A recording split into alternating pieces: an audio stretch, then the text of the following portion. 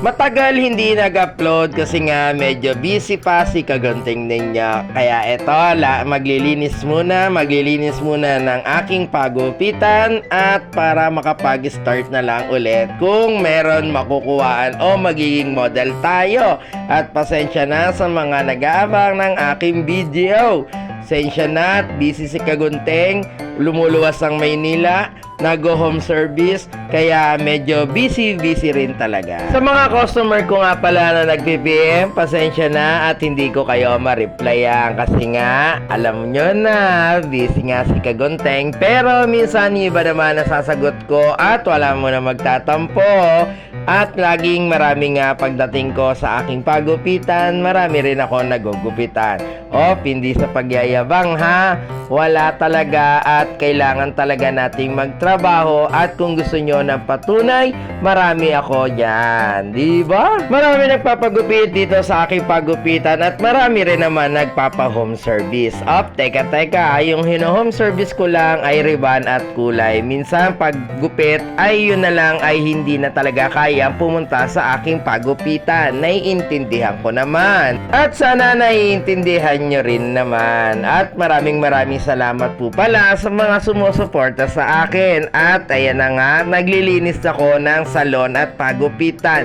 So sa mga hindi naman nakakaalam, araw-araw ko pong linilinisan ng aking mga armas o gamit ng aking panghanap buhay. Pero sa mga hindi naniniwala, okay, kayo nang bahala kung hindi nga kayo naniniwala. Pero ako, minsan naaminin ko, minsan tinatamad talaga, minsan hindi ko napupunasan o nalilinisan ng aking gamit.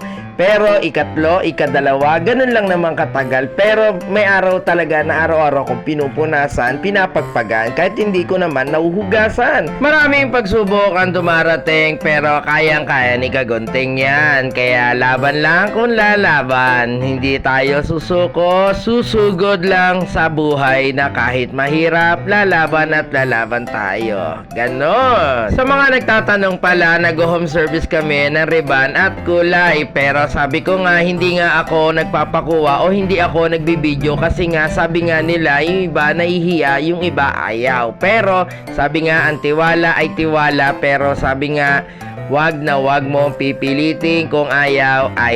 Kahit gano karami ang iyong mga customer o araw-araw ka nagugupit, talaga sa buhay talaga at kinakapos at kinukulang ka talaga. Alam nyo na, sa mahal ng bilihin, kahit saan ka man pumunta, talagang napakamahal ng bilihin. Kaya ako, pautay-utay lang, konting ipon, baka biglang boom, panis, diba? At least nakaipong ka. At sa buhay talaga hindi minamadali. Inuutay lang yan. Para sa ganon, makaipon kahit paunti-unti, diba? At dyan magtatapos ang aking video. Kaya nga sabi ko nga, maglilinis muna ako ng aking pagupitan. Kaya sabi, linis para in case na dumating ang mga customer, malinis ang iyong pagupitan kahit maliit. Kaya yan, maraming salamat sa mga sumusuporta at nanonood ng aking video. Sa mga walang sawa, maraming salamat po. At bye-bye! Thank you!